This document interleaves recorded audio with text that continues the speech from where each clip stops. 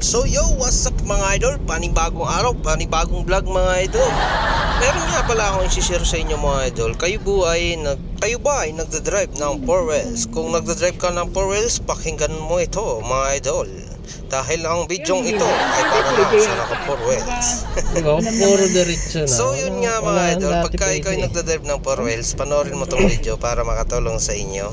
Dahil itong video nga ito idol ay hindi ginawa kundi para maging content. Ay ginawa ito para sa mga kapwa ko driver na nahihirapan lagi sa traffic, lalo na yung nanggagaling kayo sa Antipolo o pupunta kayo ng North.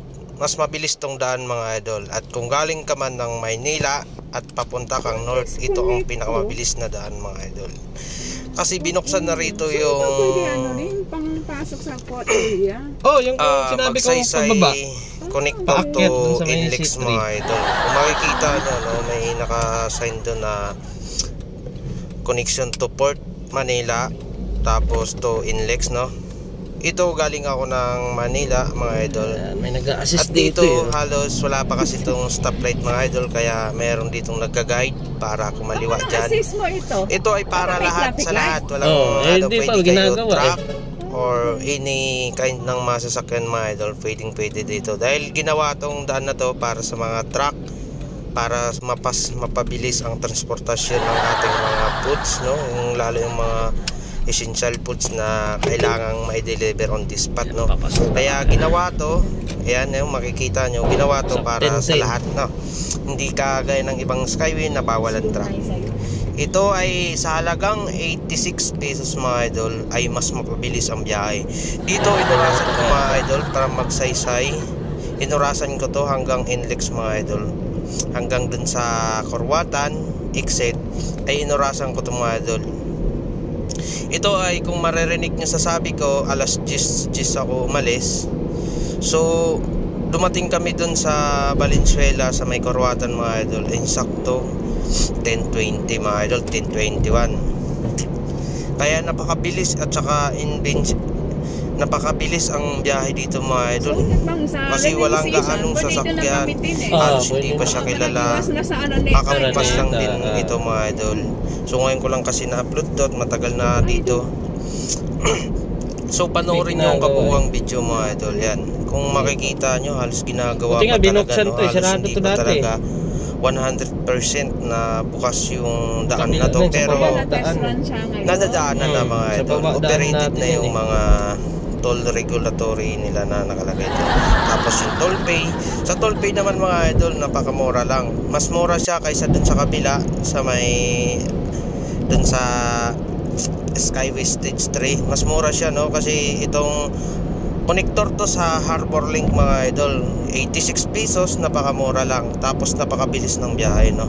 Kasi kami bumababa lang kami dyan, magsaysay, Altora Market lang kasi kami mga idol, taga Altora lang ang bus ko sa Santa Mesa. So napakabilis, pagbaba namin kunting ikot na lang sa amin na bagsak na sa bahay, di ba? Napakabilis mga idol. Kaya kung napapanood mo to mga idol, i-share mo tong video para makatulong sa kapwa natin driver mga idol. So panoorin nyo ang kabuuan mga idol. Good luck. Huwag masyadong mainit sa traffic, relax lang po totoy mo guys. So yun lang mga idol, i-share ko lang sa inyo. So yun mga idol, no, kung pagmamasdan nyo, halos walang ganong masasakyang dumadaan, ano. Yan, halos walang dumadaan sasakyan, halos bihira pa kasi ang dumadaan dito mga idol, eh, no? Malapit na tayo sa C3 exit. Yan, pass forward tayo mga idol. Ayan yung makikita nyo sa bandang kaliwa, yan yung papuntang Port Manila, C3 dagat-dagatan. Yan, exit mga idol. Dyan din yung entrada, yung entrance, papasok dyan sa Harbor Link mga idol. So yan, Harbor Link na tayo mga idol. Ito ang connector nya papuntang Inlex mga idol.